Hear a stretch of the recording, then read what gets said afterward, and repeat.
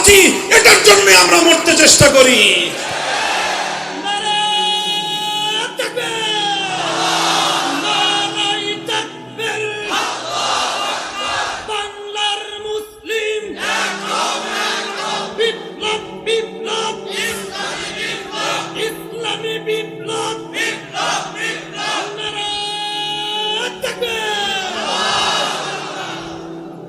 তবে ইসলাম নিয়ে ব্যবসা করে এক শ্রেণীর মানুষ আছে, ধর্ম নিয়ে ব্যবসা করে এক শ্রেণীর মানুষ আছে।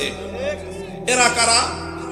ধর্ম নিয়ে ব্যবসা করে তারা নির্বাচন আসলে যারা মাথায় পট্টি বাঁধে, নির্বাচন আসলে যারা হাতে তসবিহ নেয়, নির্বাচন আসলে যারা মাথায় টুপি পরে মসজিদের মধ্যে গিয়ে মুসল্লিদের সঙ্গে কোরআনের পক্ষে থাকবার জন্য প্রত্যয় ব্যক্ত করে, আবার নির্বাচনের মাধ্যমে মানুষের ভোটটাকে ধোঁকা দিয়ে আদায় করবার পর নির্বাচিত হয়ে যাওয়ার পর আল্লাহর কোরআনের বিরুদ্ধে যারা আইন তৈরি করে।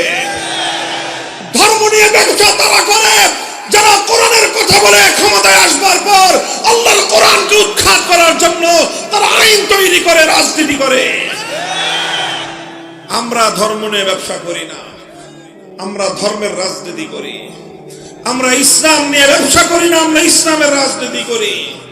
আজ এ কথা শান্ত কণ্ঠে বলছি, মনে রাখবেন এ দেশে আমরা ধীরে ধীরে আলহামদুলিল্লাহ আল্লাহর কোরআনের প্রতি, ইসলামী অনুশাসনের প্রতি, ইসলামী শাসন ব্যবস্থার প্রতি, খেলাফতের শাসন ব্যবস্থার প্রতি, ইসলামী রাজনীতির প্রতি শুধুমাত্র আলেম সমাজ নয়, শুধুমাত্র মাদ্রাসা মসজিদের জনশক্তি নয়, প্রতিটি বিশ্ববিদ্যালয়ে, প্রতিটি ক্যাম্পাসে, প্রতিটি কলেজে, স্কুলে পর্যন্ত ইনশাআল্লাহ আল কোরআনের সৈনিক তৈরি হতে শুরু করেছে। আমরা ইসলামী রাজনীতির এই আহ্বান সমাজের প্রতিটি মানুষের কাছে পৌঁছে দিতে চাই। সমালোচনা করতে হয়, করবেন।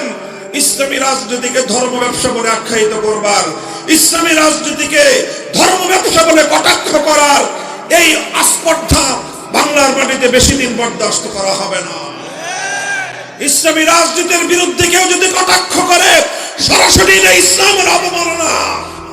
যেমনি ভাবে ইসলামের যে কোনো বিধানকে কটাক্ষ করলে ইসলামের অবমাননা হয়, ইসলামের যে কোনো বিধানকে কটাক্ষ করলে আল্লাহর অবমাননা হয়, ঠিক তদ্রুপ ইসলামী রাজনীতিকে কটাক্ষ করলে আল কোরআনের অবমাননা হয়।